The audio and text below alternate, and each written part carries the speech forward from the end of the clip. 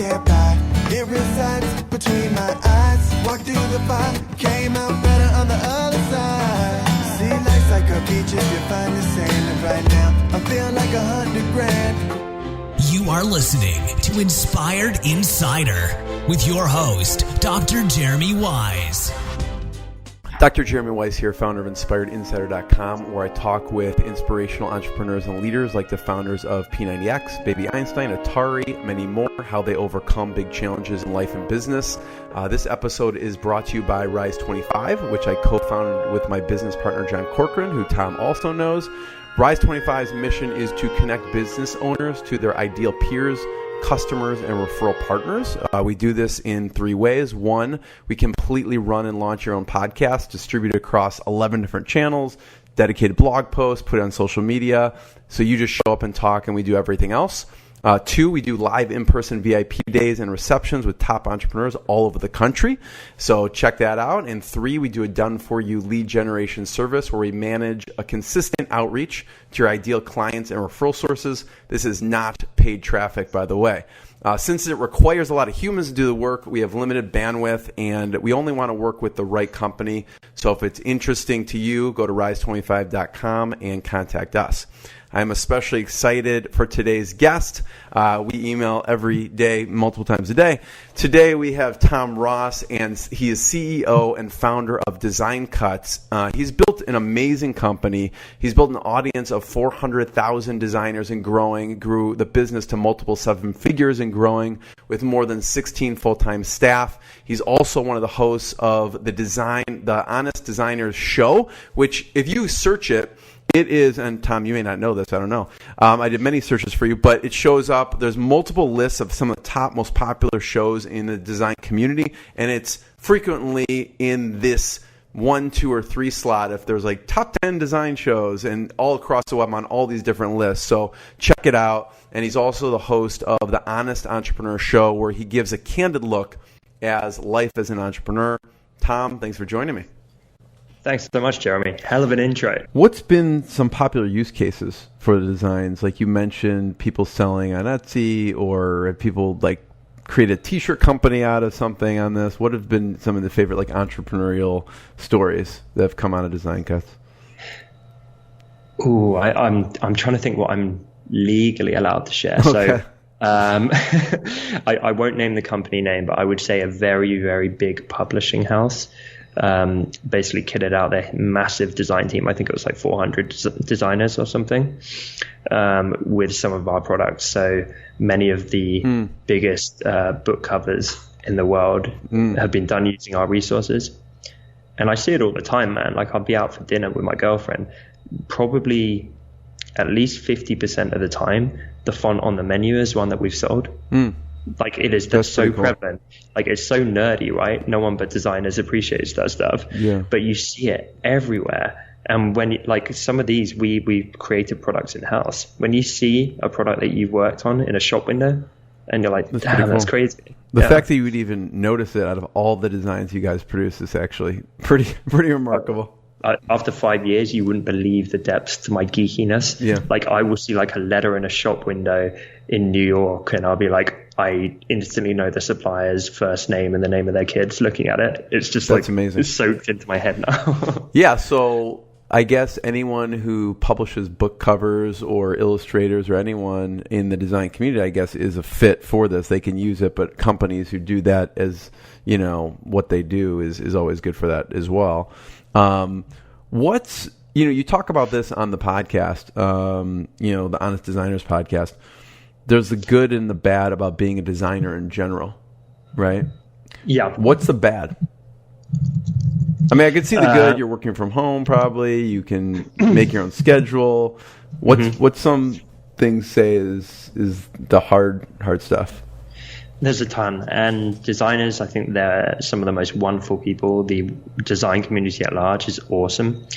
But man, if you start posting memes, like sharing client headaches, that stuff takes off.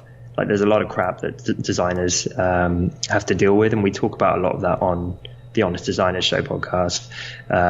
For example, we recently did a Halloween episode sharing our design horror stories. And I was doing this ridiculous voice for half of it, being like spooky, and it was just super stupid. But you're kind of like the bottom feeders, it feels like at times. Why? I worked as a designer, by the way, for the record, for like 10 years before I started doing, more company stuff. And you will get clients micromanaging, breathing down your neck. You feel like a performing monkey, where it's like they just tell you every pixel of what they want, and they're practically just telling you where to move the mouse, but they can't use Photoshop themselves. So there's a lot of stuff like that. I think like any creative, and I would map this to many entrepreneurs as well, it comes with huge amounts of anxiety, imposter syndrome, things like that.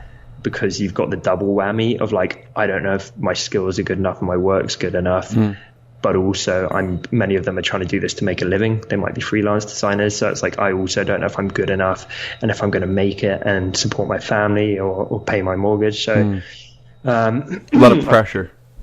Yeah, and it's I believe the same is very much true for entrepreneurs, but there are many similarities with entrepreneurs and designers. Mental health tends to statistically be higher, for example, which is completely understandable. And I think it's a combination of the job invoking that, but also the natural disposition. Designers, for example, a lot of your ego gets tied into your work. So if a client doesn't like what you do, then it really, really hits hard. Take it personally. Yeah, exactly. So there's a ton of stuff really that's negative. But on the upside, when you really get down to it, it's like you're like the kid at school who sits and draws. Like you get paid to do that, and that's the coolest thing in the world. So when you strip away all the bullshit around it, like it's a pretty cool job. Yeah. What works to spread the word about what you guys do? I noticed when I go to these, it says pin it. Is Pinterest, do people spread this stuff on Pinterest a lot? Yeah, they do. Pinterest is really visual. I think if you're not in the design world, you might not use it that much unless like you're renovating your home or getting married or saving recipes or something of that nature. It seems to be for kind of pockets of certain industries and interests, but it's definitely big in the design world. There's some kind of power players on there who tend to enjoy sharing our stuff, as well as a lot of the wider community at large. Mm-hmm. Yeah. I was talking to, it just shocked me. I was talking to Jason Miles of Pixie Fair. I said, you guys need to talk. And when I was talking to him, he said, there's like 6 sites that get the most traffic or referral traffic or whatever he was saying. And he's like listed Pinterest. And I'm like, wow, that is like a huge, no one's talking about that. No one's talking about Pinterest. Yeah, because it's more niche. I'm not sure it's going to work for everyone. Yeah. And there's more niche than that. I mean, you got like Dribbble, Behance, some of these designer-specific social networks as well. So It depends how niche you want to go. Yeah. Tom, I always ask, because it's Inspired Insider, one, what's been a low moment, how you push through it, and obviously we talked a little bit about one of those, and then 2, what's been a proud moment, that you come out the other side. From the low moment, it sounds like it was that time, obviously, when you were super sick. And I touched a little bit on mental health with that. Being candid with you, at one point, I thought I was never going to get better. So I thought I was going to live like an 80-year-old man for the rest of my life, and I'm like in my late 20s at this point. So I'd be in my kitchen at work making tea and bursting into tears at the sheer frustration of, holy shit, I've ruined my life. So yeah, you thought it was going to be permanent. Yeah, seriously, because it just wasn't getting better. So that's definitely a low moment. Why do you think that? Because were they just not diagnosing it properly? Because I kept going back to the doctor, and he was saying it will get better, and I'm like, but it's not. I'm still super sick, and they couldn't really do anything more. Was this after the surgery or before? Yeah. This would be like it was after the like 6 months, 12 months after the surgery. I'm still like a wreck. Jeez. So you're like, you started to lose hope. Yeah, big time. Thank God it got better. Yeah. Like I try and hold, as humans, we're really, really good at letting go of gratitude, and it's really annoying, because I remember when I first started feeling like my old self, I was like skipping down the street, rainbows and unicorns, being like, this is the greatest. I'll never take my health for granted ever again. And then a few months later, you're like, man, I'm kind of hungover today, and like, man, I can't be bothered to go to the gym, and you're just a normal person again. Right. But I was elated for a long while with the smallest thing. I'd be like, I wake up and my stomach doesn't hurt. I can swallow this food and it's not uncomfortable. Like the smallest day-to-day stuff I loved. So what do you do now? Because you realize that at some point, right? Like, oh, I can go to the gym. Whoa, I can go to the gym. Like maybe like 6 months ago you couldn't. So what do you do to remind yourself of those, or just come to you automatically when you find yourself, just taking for granted your normal health? I think I'm just overall happier and more content. But again, being very truthful with you, that's one of the biggest things I'm trying to work on right now is actually just having more fun. I was watching a bunch of YouTube videos about this last night, and the guy was really on point talking about it. And I think we can get so lost. I think it's typical of many type A entrepreneurs where it's like, how can I self-improve relentlessly? How can I scale my business and iterate that and iterate that and iterate that? And you start applying the same thing to yourself. How can I compartmentalize all these different parts of my life? And self-improvement becomes an addiction. And before you know it, it's like, man, like I need to just chill and like have more of a laugh with my friends, or like just, like take the foot off the gas a little bit. So that's a big thing I'm trying to do in general, like irrespective of the health issues, is just like take a step back and chill sometimes and just enjoy. What do you do for fun to relax? It sounds super boring. Like obviously I love seeing my friends, hanging out with them. They're great. I play guitar and bass. Used to be in a band. Now I just kind of do it recreationally. I like creative stuff, so I dabble a little bit with like short film making and stuff like that when I have the time. What was the band called? So I look it up and clip it in there. Oh no. I'll only tell you if you promise not to do that. No, we haven't really got anything out there even. It was more like we gig locally, and even better. Quite the fan base in the local pubs. So on the flip side, Tom, so obviously there's been some low moments, a dark side of entrepreneurship, hustling, working 100-hour weeks. What's been especially proud for you? It's been a bunch of stuff. I think genuinely when you have a team, you in a weird way feel like a parent at points.